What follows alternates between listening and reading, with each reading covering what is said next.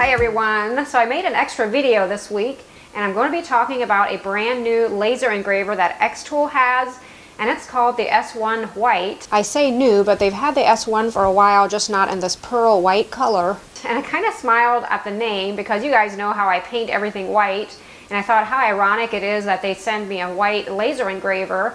So exciting. You know, I'm kind of obsessed with laser engravers, but I'm going to go ahead and show you what all can be done with it.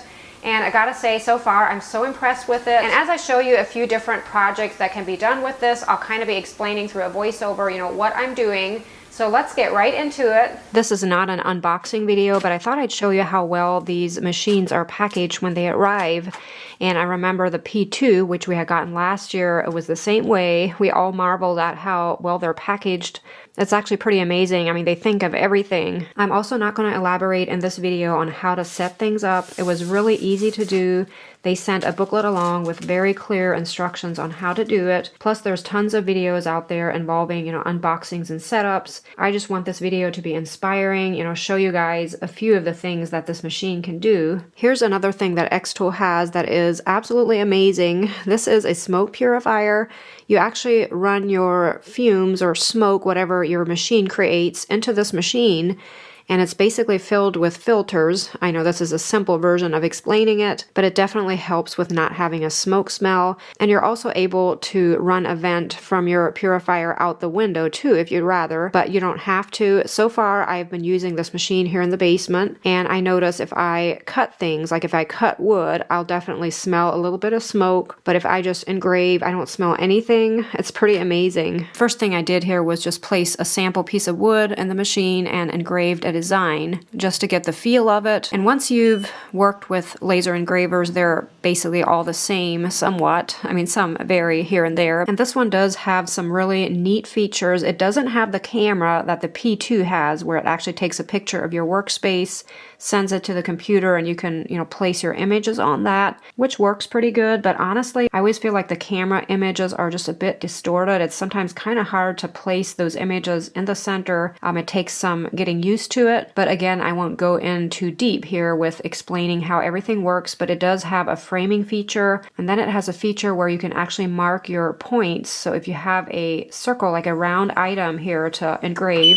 you can actually mark the item in 3 different places, creating a circle. And then when you pull up your creative space, which that is the program that works quite well with these machines, it's the one I use. I know some people use Lightburn, but for me, I like the free creative space, and it just, yeah, it works awesome. But then your circle is on your computer screen, and then you can place your image exactly in the middle. It's really nice. In fact, it's quite brilliant that they came up with this. We'll see some circular action a little bit later here in the video, but let's get back to the vintage hair.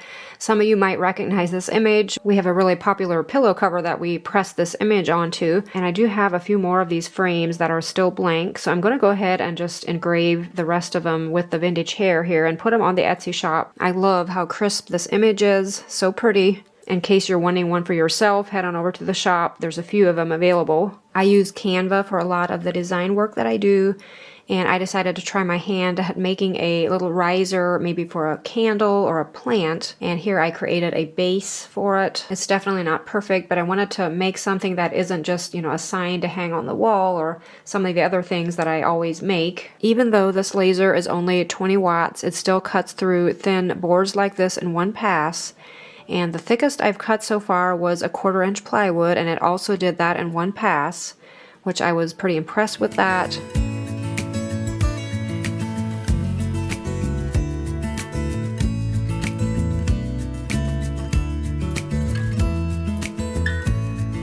Here I'm making my top, which will be circular with a cute little design on it.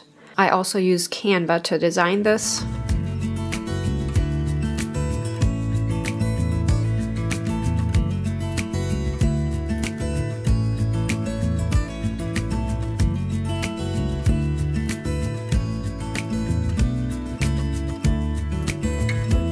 I want to create custom boxes that we'd fill with chocolates for our cottage guests. And in case you're new here, we have Old Orchard Cottages, which is a location here in Amish country where we have 2 little cottages that we rent out, and I thought, especially during the month of February, how fitting would that be to have chocolates for the guests. And we have a local company called Copeland's Chocolates, and they have really delicious chocolate. In fact, it's my favorite, and I picked some of my favorite pieces for these boxes. Hopefully our guests will like them as much as I do. Once again, I'm so impressed with the quality image that the laser engraved onto these boxes, and the material of these boxes would be like a heavy cardstock. Here I'm making a fancy mini poster hanger, I guess you could call it. Basically just pieces of wood that I plan to glue onto a solid piece of wood, and those pieces will have magnets on the back that I can attach an 8.5 by 11 inch paper. I just printed out a few designs that I like, and we'll see how it looks.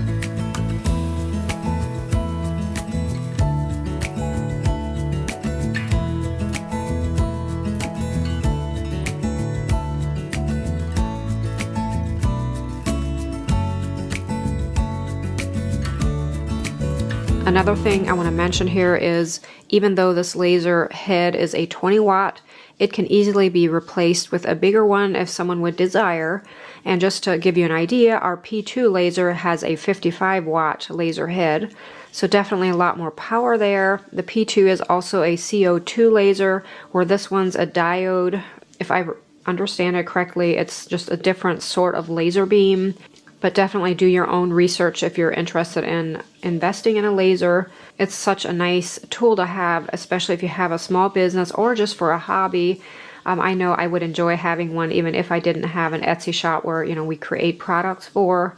It's pretty amazing what they can do if you start doing research. So again, this laser head can easily be replaced with a larger one, but I know a lot of people really like the 20 watt because it's known to even have maybe a finer laser beam and does even more, detailed work maybe than, a larger one would.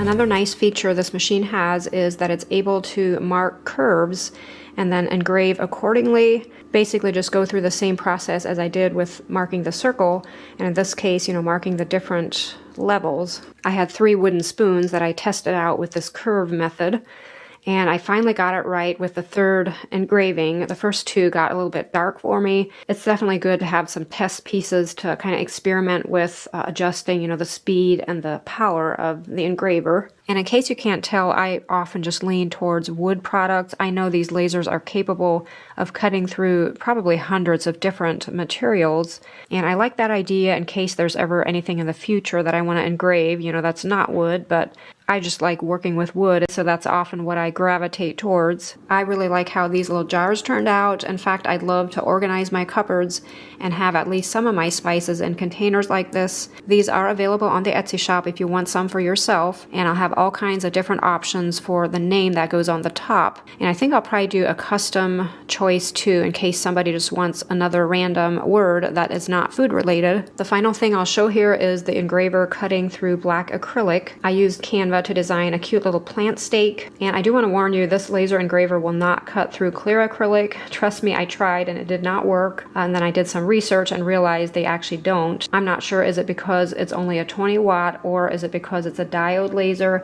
Probably shouldn't even talk about this being that I didn't do my research, but if you really want to know, just Google it. I'm sure it'll come up. But again, wood is my main thing, and I love what it does with wood, so I'm of course, really impressed with all of the functions of it. I've never even worked with acrylic. It's something I might want to dabble in eventually, but for now I'm good with the wood.